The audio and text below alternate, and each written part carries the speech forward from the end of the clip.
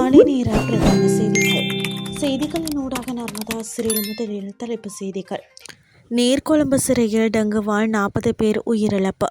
உண்மையை வெளிப்படுத்திய சுகாதார அமைச்சர். சட்டவிரோதமான முறையில் போக்குவரத்தில் ஈடுபட்ட பேருந்துகளுக்கு ரூபாய் 3,60,000 அபராதம். உக்ரைனை தலைநகரை இன்றும் அதிர வைத்த ரஷ்ய ஏவுகணைகள். இனி விரிவான செய்திகள். நீர்கொழும்பு சிறையில் 40 பேர் டெங்குவால் உயிரிழந்ததாக வரும் செய்திகள் முற்றிலும் பொய்யானவை என சுகாதார மற்றும் வெகுஜன ஊடக அமைச்சர் நலிந்த ஜேதிச கூறினார். நேற்று நடைபெற்ற அமைச்சரவை முடிவுகள் குறித்த ஊடக சந்திப்பில் ஒரு பத்திரிகையாளர் எழுப்பிய கேள்விக்கு பதிலளிக்கும் போது அவர் இவ்வாறு தெரிவித்தார். மருத்துவர்கள் அல்லது சுகாதார பணியாளர்களின் பற்றாக்குறையால் எந்த நோயாளியும் உயிரிழக்கவில்லை என்றும் அவர் கூறினார். சிறை மருத்துவமனையில் ஒரு நோய்க்கு சிகிச்சை அளிக்க முடியாவிட்டால் கைதிகளை அருகிலுள்ள மருத்துவமனைகளுக்கு அனுப்புவது வழக்கம் என்றும் அமைச்சர் சுட்டிக்காட்டினார். டெங்கு காய்ச்சலால் 40 பேர் இறந்திருந்தால் அவர்களின் உடல்கள் அங்கேயே இருந்திருக்கும். அது முற்றிலும் ஒரு பொய்யான கதை என நோயாளிகளுக்கும் சிகிச்சை உண்டு. இதுபோல ஒரே ஒரு நோய் அறிகுறி மட்டுமே பதிவாகி அவருக்கு சிகிச்சை அளிக்கப்பட்டது. எனவே இது தொடர்பாக எந்த புகாரும் வரவில்லை. மருத்துவர்கள் அல்லது சுகாதார பணியாளர்களின் பற்றாக்குறையால் நோயாளிகள் இறக்கவில்லை.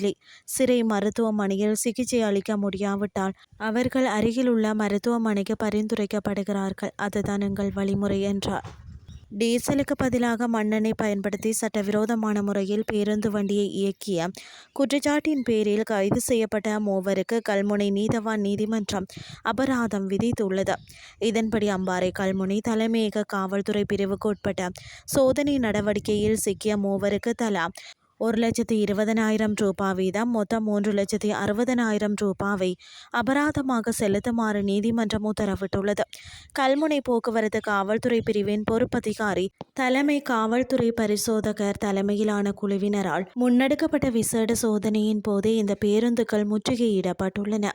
டீசலுக்கு பதிலாக மண்ணெண்ணெய் ஊற்றி சட்டவிரோத முறையில் பொது போக்குவரத்தில் ஈடுபட்டமை தொடர்பான குற்றச்சாட்டின் கீழ் சந்தேக நபர்களுக்கு எதிராக கல்முனை நீதிமன்றத்தில் வழக்கு தொடரப்பட்ட நிலையில் இந்த தண்டப்பணம் விதிக்கப்பட்டுள்ளதாக குறிப்பிடப்படுகிறது.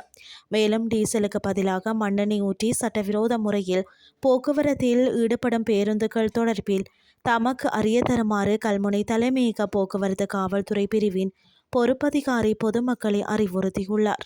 இனி வெளிநாட்டு செய்திகள். உக்ரைன் தலைநகர் கீவ் மீது அதிகாலையிலேயே ரஷ்யா ஏவுகணை தாக்குதல் நடத்தியுள்ளதாக சர்வதேச ஊடகங்கள் செய்தி வெளியிட்டுள்ளன.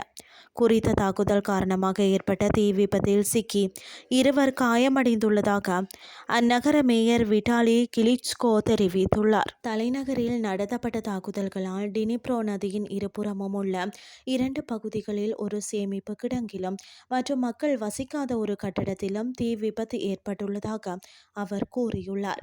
இந்த வான்வழி தாக்குதல் எச்சரிக்கை சுமார் 1 மணி நேரம் நீடித்ததாகவும் தெரிவிக்கப்படுகிறது. இதற்கிடையில் நேற்று தெற்கு துறைமுக நகரான ஒடேசாவில் நடத்தப்பட்ட ஏவுகணை தாக்குதலில் 10 பேர் காயமடைந்ததாக தெரிய வருகிறது. இத்துடன் செய்திகள் யாவும் நிறைவடைகின்றது. அடுத்த இரவு 8:30 எதிர்பாருங்கள். நன்றி.